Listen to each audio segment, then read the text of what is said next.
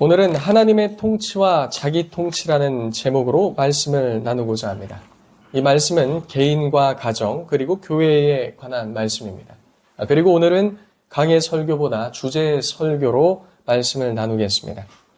오늘 본문으로 읽은 말씀은 가정과 교회에 대한 것이지만 해당 본문의 주제 아래서 개인이라는 부분에 오늘 보다도 초점을 맞추고자 합니다.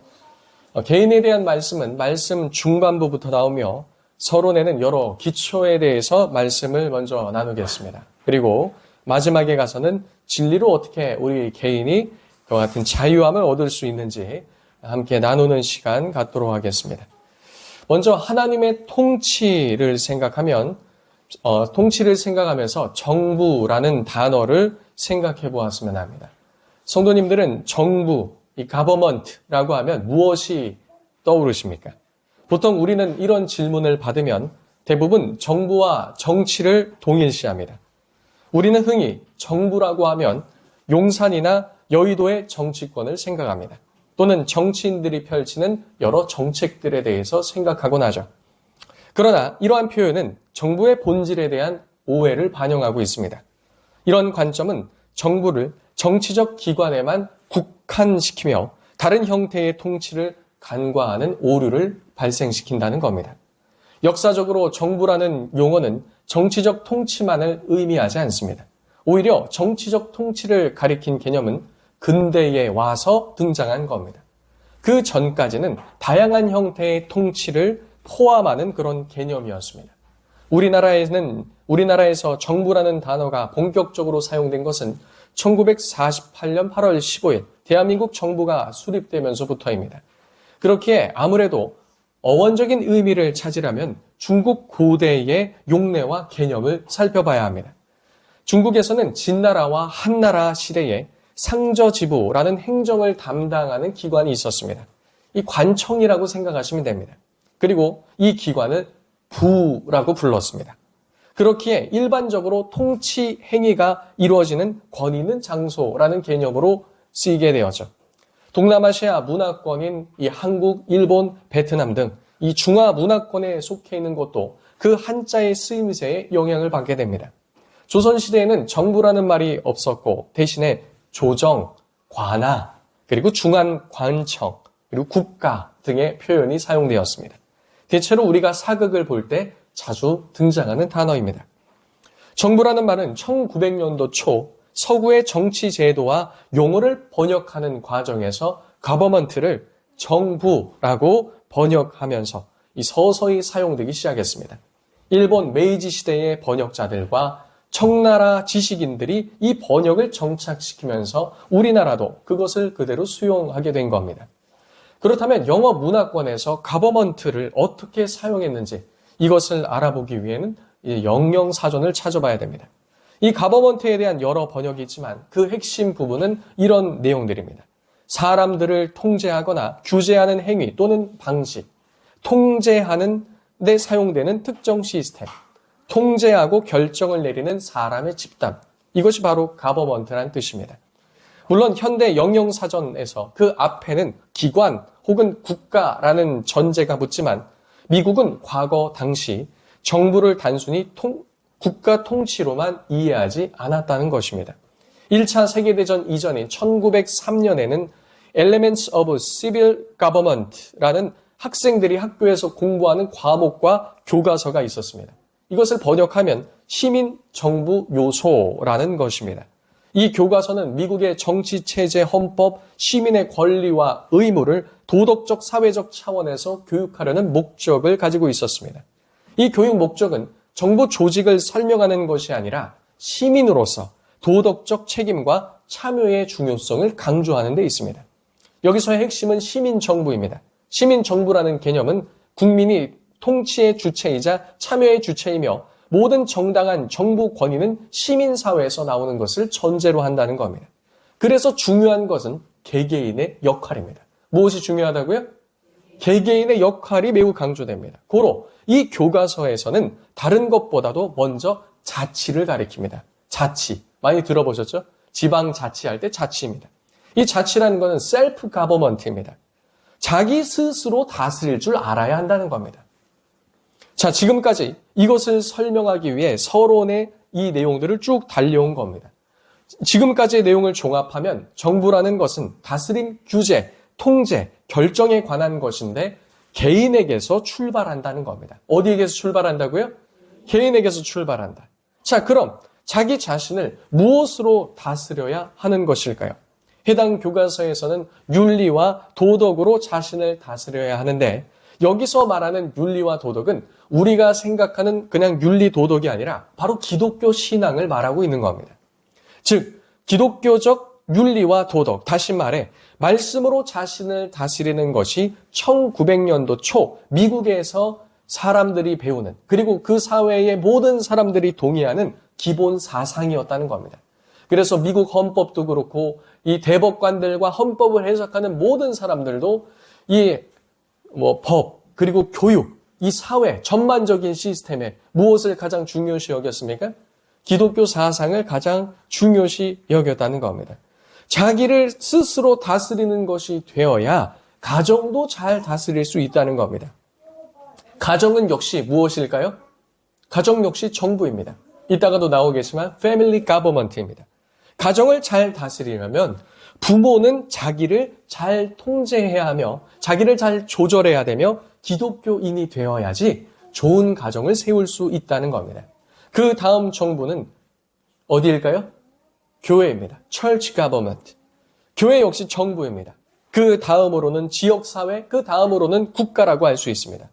과거 미국 교과서에서 학생들을 가르쳤던 내용과 그 교육과정들을 보면 철저히 기독교 신앙에 입각했다는 것을 알 수 있습니다. 통치를 바로 세우는 것은 그렇기에 정치 기술에 있는 것이 아니라 윤리적 질서 위, 즉 기독교적 질서 위에 세워져야 한다는 겁니다. 이게 1900년도 초에 누가 배웠던 내용들이에요? 미국에 있는 학생들이. 정부를 잘 세우는 것, 이거는 정치 기술에 있는 것이 아니라 윤리와 도덕. 근데 그 윤리와 도덕은 어디로부터 나온다?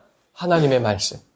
즉 하나님의 말씀으로서 개인과 가정과 교회와 시민사회와 국가를 바로 세울 수 있다. 그래서 해당 교과서는 개인을 넘어 가정에 대해 다음과 같이 말합니다. 가정은 하나의 정부의 형태이며 자녀들의 유익을 위해 세워진 첫 번째 통치 기관이다. 우리 각자는 가장 먼저 가정의 통치를 따라야 한다. 이 내용들을 자녀들이 듣죠? 자녀들이 배우는 거죠. 자녀들은 어디서 먼저 무엇을 배워야 된다고요? 가정의 통치를 따라야 된다. 그럼 가정은 부모가 어떻게 다스려야 됩니까? 말씀으로. 그렇게 되면 어릴 적부터 자녀들은 무엇을 보고 자라는 겁니까? 말씀과 하나님의 통치가 무엇인지를 보고 자라며 또 주말에는 어디 가죠? 교회에 가서 하나님의 통치의 직접적인 그 영향이 무엇인지를 보고 듣고 배운다는 겁니다. 오늘 본문에서도 교회를 잘 다스리려면 가정을 잘 다스려야 한다고 말합니다. 그리고 그 가정을 잘 다스리기 위해선 먼저 자신을 통치해야 합니다. 그래서 첫 번째로 먼저 자기 통치가 되어야 합니다. 먼저 무엇이 되어야 된다고요? 자기 통치. 우리 다음 세대들에게 좋은 대한민국, 좋은 시민사회를 물려주기를 소망하기 이전에 무엇을 물려줘야 되는가? 좋은 교회, 그리고 좋은 가정, 좋은 부모를 물려줘야 될 줄로 믿습니다. 세상은 그렇게 바뀌지가 않아요. 쉽게 바뀌지 않습니다. 근데 우리 가정은 바꿀 수 있습니까? 없습니까? 바꿀 수 있습니다. 저희 아이들은 바꾸길 원치 않아요. 왜냐하면 지금 가정이 너무 좋기 때문에. 네, 너무 좋기 때문에 바꾸길 원치 않는 거죠. 진실된 표현입니다. 그래서 자신의 행동과 도덕적 선택을 책임지는 것이 가장 근본적인 통치의 형태라는 겁니다. 행동의 선택과 책임을 누가 지는 겁니까? 누가 지는 거죠? 나 자신이 지는 겁니다. 다른 사람이 짊어져 주는 것이 아니에요. 나 자신이 지는 겁니다. 이것이 자유고 자유에는 그에 상응하는 책임이 따른다는 거죠. 하나님께서는 인간을 대리 통치자요 자기 자신을 통치하는 그런 존재로 창조하셨습니다. 잠언서 25장 28절은 자기 마음을 제어하지 아니하는 자는 성읍이 무너지고 성벽이 없는 것과 같으니라. 누가 대신 지켜주는 것이 아니에요. 하나님의 말씀에 순종함으로 그 마음을 누가 지키는 겁니까? 자신이 지키는 겁니다. 하나님의 도우심을 힘입어 자신이 그 역할을 해야 하는 거죠. 자기 스스로를 잘 관리하는 겁니다. 특별히 마음에서도 마찬가지죠. 그래서 에덴 동산을 창설하시고 아담과 하와를 두시고 아담과 하와에게 무엇을 하게 하셨습니까? 경작하고 지키게 하셨다는 겁니다. 에덴은 교회였으며 그들 자신도 성전이었고 에덴은 또한 무엇이라고 했습니까? 성전이었죠. 성소, 성막과 같은 역할을 한다고 했습니다. 그래서 우리는 하나님의 대리 통치자로서 먼저 하나님께서 하나님의 형상들을 세우신 자신을 잘 자치할 수 있는, 통치할 수 있는 자가 되어야 합니다. 두 번째로는 가정 통치입니다. 영어로는 family government입니다. 부모는 자녀를 훈육하고 가정을 다스리는 책임을 하나님께로부터 부여받았습니다. 우리가 자유함 가운데 서로 사랑하는 사람을 만나 결혼을 하고 또 사랑의 결실로 자녀를 낳게 됩니다. 사랑하고 통치하고 책임을 지는 것, 이 모든 것은 정확히 하나님의 사역과 일치합니다. 하나님께서 우리를 사랑하시고 우리를 낳으셨고 또 우리를 다스리시며 우리로 하여금 대리통치자로 그것들을 위임하여 주사 책임을 지게 하셨다는 겁니다. 부모들도 가정을 이루면서 무엇을 배우는 겁니까? 이것을 배우면 교회 구성원으로서도 하나님을 사랑하고 하나님의 다스리심을 받고 또 우리 영역에서 다스리며 책임을 지는 것. 오늘날은 또 미혼자, 독신자가 많이 증가하는 추세입니다. 독신자도 다를 바가 없습니다. 하나님의 사랑, 통치, 책임, 이것은 하나님을 닮아가는 요소로서 우리에게 주어주신 것입니다. 그래서 우리에게 주신 이웃들을 사랑하고 복음 전도를 위해서 또한 영혼들을 사랑하고 결혼하지 않는 그와 같은 독신으로 산다 할지라도 예수님처럼 사도 바울처럼 우리에게 사랑과 통치와 책임은 모두에게 주어져 있는 것입니다. 우리는 이러한 일들을 감당함으로 하나님을 닮아간다는 것을 알 수 있습니다. 그러한 장치는 창세전부터 하나님의 예정하심 가운데 있었던 것이죠. 신명기 6장 6절에서 7절은 말합니다. 오늘 내가 내게 명하는 이 말씀을 너는 마음에 새기고 내 자녀에게 부지런히 가르치며 집에 앉아 있을 때에든지 길에 갈 때에든지 누워 있을 때에든지 일어날 때에든지 이 말씀을 강론할 것이며 가정은 최초의 통치 기관이자 모든 사람은 가정에서 먼저 훈련을 받게 됩니다. 그래서 부모는 하나님의 백성으로서 하나님의 통치함을 받는 것을 말과 행동과 본으로서 가르쳐야 하며 자녀들이 성경적, 도덕적, 윤리적 가치관을 배울 수 있도록 지도해야 하는 겁니다. 셋째로는 교회 정부, Church Government입니다. 교회는 신앙 공동체로서 질서를 유지하는 하나님의 통치 기관입니다. 교회는 영적 권위를 가지며 성도들을 지도하고 훈련하는 그런 역할을 담당하게 됩니다. 이런 부분은 나중에 기회가 된다면 좀 더 나누도록 하겠습니다. 마지막으로는 국가 정부, 내셔널 가버먼트가 있습니다. 자, 이제 결론적으로 자기 스스로를 다스리는 것과 가정을 다스리는 것은 국가보다 더 근본적이라는 것을 알 수 있습니다. 지금까지 개인, 가정, 교회, 사회, 국가가 어떠한 연결선 가운데 있는지를 짧게 살펴보았습니다.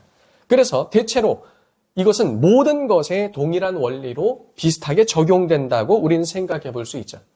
자기의 통치는 하나님의 말씀을 듣고 그 말씀의 순종함을 통해서 시작됩니다. 또한 이를 통해 나타나는 개인의 도덕적 선택과 책임의 중요성이 부각되게 되죠. 가정 역시 통치 기관으로 부모는 말씀으로 자녀를 훈육하며 바른 기독교인으로 키워가며 가정의 질서를 유지해야 합니다. 교회와 지역사회는 신앙과 도덕적 가치를 확립하는 실천의 장으로서 역할을 해야 하는 것이죠. 이러한 개인, 가정, 교회가 앞서기에 국가 정부는 이러한 다양한 정부 형태를 보호하고 보완하는 역할을 하며 개인의 자유와 그에 따른 책임을 존중해야 하며 그들의 삶이 도덕적이고 윤리적일 수 있게 큰 틀에서 보호하는 역할만 해야 하는 겁니다. 그래서 국교는 아니라 해도 기독교 신앙을 장려해야 하며 그러기 위해서는 종교의 자유가 보장되어야 한다는 겁니다. 그래서 미국 건국이 이렇게 시작됐고 대한민국 건국도 이렇게 시작된 겁니다. 즉 성경적이고 역사적인 관점으로 볼 때 이러한 다양한 형태로 존재하는 다스림은 각각 조화를 이루어야 한다는 것을 알 수 있습니다. 그러나 지금까지 나눴던 기능들이 약화될 때, 다시 말하면 우리 스스로 다스리는 것, 그리고 가정의 통치, 교회의 통치, 이런 것들이 사라지거나 약화되게 될 때 국가 정부가 그 자리를 차지하게 된다는 겁니다. 많은 젊은이들이 개인의 자유라는 이름의 방종을 쫓아 죄에 빠지고 범법자가 된다면 국가 정부는 그들의 자유를 빼앗고 그들이 저질렀던 죄에 대한 책임을 물을 겁니다. 왜 이런 일까지 오게 되는 겁니까? 먼저 그 개인에 대한 통치와 통제에서 실패했기 때문에 그렇게 되는 겁니다. 자치에서 실패했다는 거죠. 부모들도 가정에서 해야 될 통치와 자녀 교육의 책임을 세상에 전가하면 곤란한 것입니다.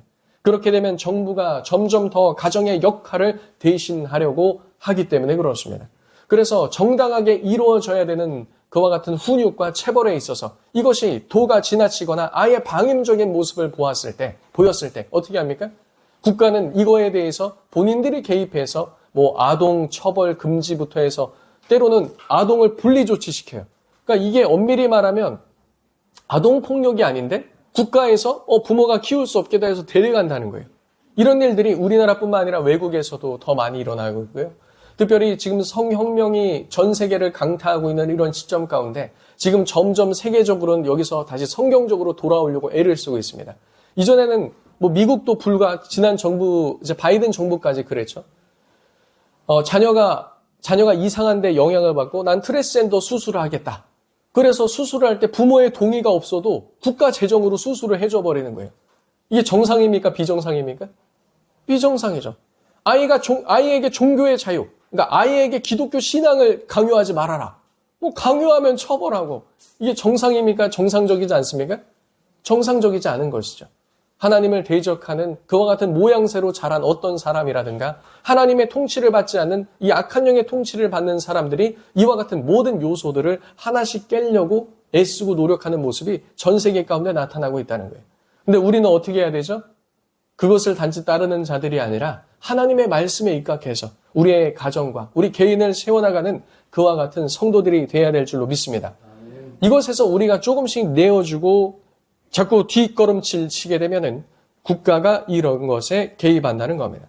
교회 역시 교회로서 사명을 다하여 사람들에게 기독교 신앙에 입각한 거룩한 자들로서의 세상의 빛과 소금이 되게 해야 될 책무가 있는 겁니다. 교회가 그 역할을 하지 않는다면 역시나 국가 정부가 대신하려 합니다. 그 결과 개인과 가정은 국가의 의존도가 높아지고 그렇게 된다면 점점 국가가 모든 것을 통제하는 방식으로 흘러가게 된다는 겁니다. 이것이 바로 사회주의 국가가 탄생하는 방식이라고 할 수 있습니다. 게으른 개인, 게으른 가정, 게으른 교회, 게으른 시민사회가 자신이 마땅히 하나님께로부터 부여받은 그 역할과 책임을 등한시하고 외부에 돌리기 시작할 때 국가의 간섭과 책임이 많아질 때 그렇게 된다는 겁니다. 우리의 자유와 책임은 어떤 면에 있어서는 좋지만 불편한 것입니다. 하지만 그것은 반드시 필요하고 유익한 것이죠. 우리에게는 자유가 매우 중요한 요소입니다. 예수님께서도 우리를 참 자유케 하시기 위해 이 땅에 오신 것 아니겠습니까? 그리고 기본적인 자유정신의 기본은 기독교 신앙에 있다는 겁니다. 세상이 말하는 자유는 방종일 경우가 많으나 우리가 표방하는 자유는 진리 안에서의 자유입니다. 그러나 성경이 말하는 죄인 그리고 게으름에 우리 스스로를 방치할 때 국가는 개인과 가정과 교회와 사회에 불필요한 오류들을 줄여나가고자 강력한 통제를 시작하며 강압으로 우리의 자유를 점차 앗아간다는 겁니다. 그래서 우리가 우리 스스로 해야 될 일, 가정에서 해야 될 일, 가정에서의 마땅한 양육, 교회가 해야 될 일, 그리고 시민사회에 우리가 주체적인 시민으로서 해야 될 일을 하지 않고 자꾸 밖으로 떠넘기고 누군가는 해주겠지, 국가가 해주겠지, 누가 알아서 해주겠지, 순간은 편할 수 있으나 점점 무엇을 내주는 겁니까? 나의 개인의 자유를 내어준다는 겁니다. 그래서 심지어는 그 영향력이 종교성을 띠어 사람들은 점차 국가를 세이비어, 즉 구원자로 바라보게 된다는 겁니다. 사실 이러한 생각이 만연하다는 것은 이미 개인과 가정과 교회가 어떤 면에 있어서는 자치에 실패했다는 것을 보여주는 겁니다. 국가를 구원자처럼 생각하면 개인은 편할 수 있지만 국가가 알아서 해주겠지라는 것은 예수 그리스도를 구원자에서 대체시키고 세상이 우리를 구원해 줄 것이라고 의존하는 사상에서 비롯된다는 겁니다. 하나님의 통치 대신 그저 국가의 통치를 받으며 안주하겠다는 거죠. 하나님의 말씀대로 살며 양심적이고 도덕적으로 하나님을 사랑하고 이웃을 사랑하는 방식이 아닌 자신의 욕심과 마음대로 하길 원한다는 겁니다. 죄인에게서 나오는 것 중에 무슨 선한 것이 있겠습니까? 우리는 우리에게 주어진 삶의 자유와 책임에 게으른 결과 정치인들과 국가를 향해 자신을 다스려 주십시오라고 요청하는 것에 빠지게 되고 만다는 겁니다. 그러니까 둘 중에 하나밖에 없습니다. 하나님이여 우리를 다스려 주옵소서 이렇게 바라지 않으면 우리는 자동적으로 어느 방향으로 흘러가는 겁니까? 세상이여 나를 다스려 주옵소서 이렇게 흘러간다는 겁니다. 그러나 성경적 원칙에 의하면 통치는 하나님께 통치를 받는 개인에게서 시작되어 확장됩니다. 그렇다면 성경이 말하는 통치라는 것은 무엇일까요? 이것은 바로 곧 자기 절제, 셀프 컨트롤과 동의어입니다. 즉 자기 통치를 실현하는 사람은 외부의 그와 같은 강제가 없이도 자신의 태도와 행동을 조절한다는 겁니다. 성경에서 자기 통치의 부재를 보여주는 대표적인 인물 중 하나가 바로 르우벤입니다. 야곱의 12아들 중에 장자였던 르우벤은 자기 절제를 하지 못한 아주 대표적인 사람입니다. 창세기 39장 3절에서 4절에 보면 르우벤아 너는 나의 장자요 나의 능력이요 나의 기력의 시작이라. 위엄이 뛰어나고 권능이 탁월하나 물처럼 요동쳤으니 너는 탁월하지 못하리라. 이는 내가 아비의 침상에 올라 더럽혔습니다. 그러니까 르우벤이 그냥 그저 그런 시골 촌뜨기 이런 사람이 아니라는 거예요. 그는 분명히 장자고 능력이 뛰어나고 위엄과 권능이 탁월한 자였습니다. 하지만 무엇이 부족한 자였습니까? 자치가 안 되는 사람이었습니다. 자기 통제가 안 되는 사람이었죠. 르우벤은 장자로서 위엄과 권능이 뛰어난 사람이었지만 그 절제의 부족으로 인해 장자의 권리를 다 잃어버렸습니다. 자기 욕망을 통제하지 못했고 결과로 아버지의 침상을 더럽혔다는 거죠. 그 결과 장자로서 받을 수 있는 모든 유산과 그리고 축복을 많은 부분 잃어버리게 됐습니다. 이 단 한 구절만 보더라도 자기 통치와 절제, 이것이 바로 경건한 리더십과 연결되어 있다는 사실도 알 수 있습니다. 오늘 본문에서는 사람이 자기 자신을 다스릴 수 없다면 그는 다른 사람, 즉 교회도 다스릴 수 없음을 디모데전서 3장 4, 5절은 말합니다.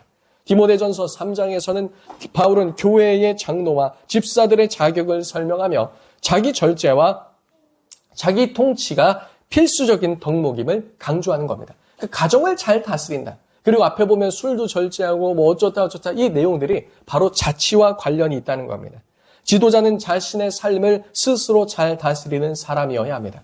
결론적으로 자기 통치는 단순한 개인의 문제가 아니라 경건한 리더십과 교회와도 밀접히 연관되어 있음을 알 수 있습니다. 이것이 자신뿐 아니라 가정을 잘 세울 수 있는 비결이라는 겁니다. 또한 진정한 가정의 리더자가 되려면 자기 통치를 실현하는 자가 되어야 됩니다. 조던 피터슨 교수가 쓴 유명한 책이 있습니다. 바로 인생의 12가지 법칙입니다. 그가 예수님을 믿기 전에 썼던 책인데요. 여기서는 이 유명한 문구가 나옵니다. 한 번쯤 들어보셨을 겁니다. 세상을 탓하기 전에 자기 방부터 정리해라. 뭐라고요? 세상을 탓하기 전에 자기 방부터 정리하고 탓을 하든지 하라는 겁니다. 현실을 불평하고 세상을 탓하면 달라지는 것은 아무것도 없다는 겁니다. 나의 인생과 처해진 불만족스러운 상황을 바꾸고 싶다면 내가 통제할 수 있는 것부터 하나씩 바꿔가라는 겁니다. 그렇기에 세상을 바꾸기 전에 자신의 방부터 정리하라는 것이죠. 자신의 인생이 마음에 들지 않는다면 일어나자마자 이불부터 개고 자기 방부터 정리한 뒤에 방 밖으로 나오라는 겁니다. 자기 방조차 정리하지 못하는 자가 무슨 세상이나 이 사회를 바꾸겠다는 겁니까? 대단한 것을 말하기 전에, 세상을 바꾸기 전에, 사회를 바꾸기 전에, 교회를 개혁하기 전에, 가정을 새롭게 하기 전에 자신을 바꾸는 것이 먼저임을 말하고 있는 겁니다. 조금 전 말씀드렸던 르우벤과 달리 성경에서는 자기 통치를 잘하는 자가 나옵니다. 그 사람 중에 한 사람은 바로 요셉이죠. 요셉은 극심한 유혹과 개인의 이익의 그런 기회 앞에서도 자신을 잘 통제하는 것을 실천했습니다. 그 결과 요셉은 형제들 중에 가장 큰 축복을 받았고 바로 왕과 아버지 요셉으로부터 인정을 받았죠. 그는 이집트의 총리가 되었으며 두 아들 에브라임과 므낫세를 통해 약속의 땅에서 장자의 축복을 드러내게 됩니다. 요셉이 장자의 축복권을 가지고 왔거든요. 그래서 그는 아들을 통해서 2배를 받게 되죠. 에브라임과 므낫세를 통해 땅도 2배를 받게 됩니다. 즉 자기 통치는 단순한 개인적인 미덕이 아니라 하나님의 축복과 지도력 그리고 하나님 나라에도 필수적인 조건이라는 겁니다. 여기서 알아야 될 것은 자기 통치와 외부 통치의 차이입니다. 통제의 차이입니다. 자기 통치의 실천은 하나님의 법을 마음에서 순종하는 것으로부터 나옵니다. 반면에 자기 절제가 없는 사람은 외부의 강제력에 의해서만 복종된다는 겁니다. 그래서 그런 사람들은 늘 무엇이 있어야 돼요? 외부의 강압, 그리고 억지로 시키는 것. 하나님의 말을 또 안 듣기 때문에 하나님께서 어떻게 하시죠? 하나님께서 어떻게 하십니까? 손을 대시는 거예요. 그렇기 때문에. 그래서 그가 더 범죄하지 않도록 여러 어려운 환경, 또 다루심을 받는 환경, 이런 환경 가운데 두신다는 겁니다. 디모데전서 1장 9절에서 10절은 말합니다. 알 것은 이것이니 율법은 옳은 사람을 위하여 세운 것이 아니요 오직 불법한 자와 복종하지 아니하는 자와 경건하지 아니하는 자와 죄인과 거룩하지 아니한 자와 망령된 자와 하면서 쭉 나열하며 마지막에는 바른 교훈을 거스리는 자를 위함이니라고 하면서 마칩니다.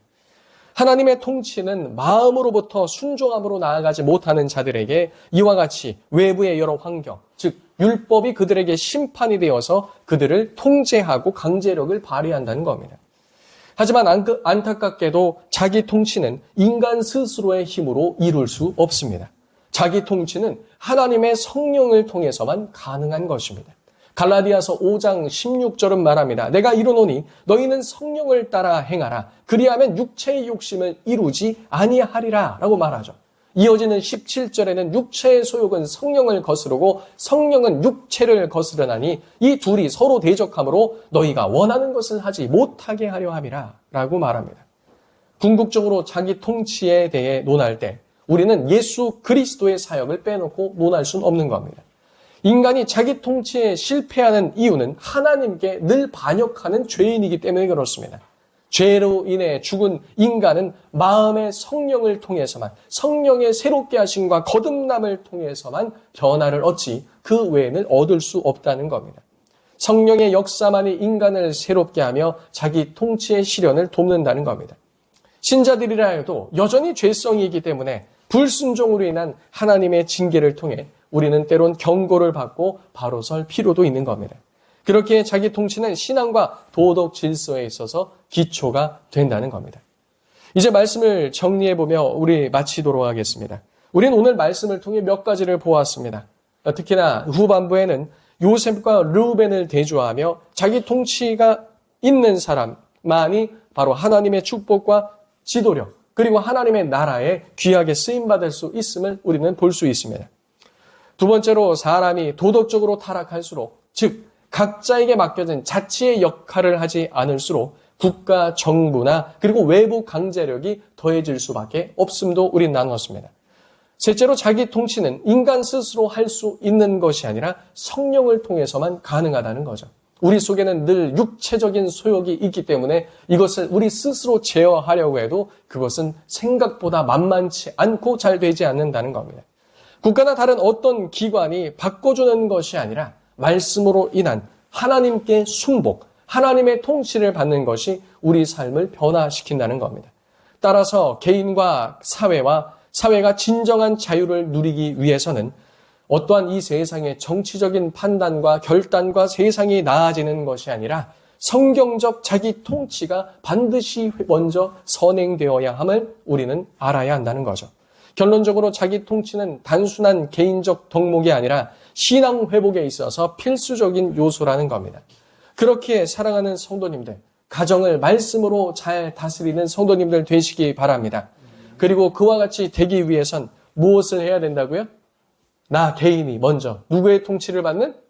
하나님의 통치를 받는. 내 마음대로 하고 싶어도 하나님의 말씀으로 인해서 무엇을 받는? 제어를 받는, 통제를 받는. 근데 세상은 이런 말을 하면 무척 싫어합니다. 그리고 그것이 무슨 자유냐고 말합니다. 그리고 우리에겐 참 자유가 있다고 말합니다. 근데 이것은 우린 거꾸로 생각해야죠. 우리에게 참 자유는 무엇입니까? 진리가 우리를 자유케 하면.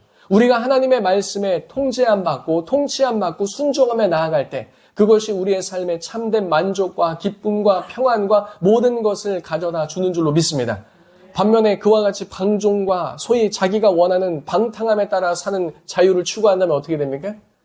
여러 가지 세상의 장치를 통한 억압과 또한 하나님의 심판 가운데 스스로를 올가매는 그런 결과로 우리는 치달아 갈 수 있다는 겁니다. 그러므로 자기를 말씀으로 잘 다스리기 시작하십시오. 무엇보다 성령의 충만함을 입어 자신의 육체의 소욕을 줄이고 성령의 소욕을 따라 행하는 성도님들 되시기 바랍니다. 제가 요즘 이제 SNS를 늘 하는데요. 최근에 우리 남윤진 성도님이 열심히 SNS에 자기 일상을 기록하고 있습니다. 아침에 일어나서 새벽 기도 오고, 그 다음에 나가서 운동을 하고, 운동을 갔다 오면 자녀들을 먹이고 등원을 시키고, 그 다음에 뭐 말씀 묵상을 하는 등 아침을 이제 그렇게 채워나간다는 거죠. 우리가 결단하는 것과 실제로 실행하는 것은 무척이나 어려운 겁니다. 실제로 우리의 삶을 말씀으로 변화시키는 그 과정은 지극히 작은 거라 할지라도 그것 가운데 우리는 성령 하나님께서 우리 삶 가운데 운행하시고 주장하신다는 것을 깨달을 수 있습니다. 제가 늘 말씀드리죠. 저도 뭐 연구하고 뭐 한다 해서 매번 늦게 자는데 새벽 1시 넘어서도 자는데 그 시간을 땡기는 게 그렇게 어렵습니다. 기도해도 이 시간을 땡기는 게 그렇게 어려워요. 저 또한 성령 하나님의 도우심이 늘 필요합니다. 우리 삶 가운데도 누가 필요합니까? 하나님의 말씀과 하나님의 도우심. 사랑하는 성도님들, 5월 가정의 달, 우리의 가정을 변화시키기에 앞서 우리의 개개인의 삶의 모든 모습들을 하나님 보시기에 아름다운 모습으로 바꿔나가는 우리 성도님들 되시길 예수님의 이름으로 축복합니다. 들은 말씀 놓고 함께 기도합니다.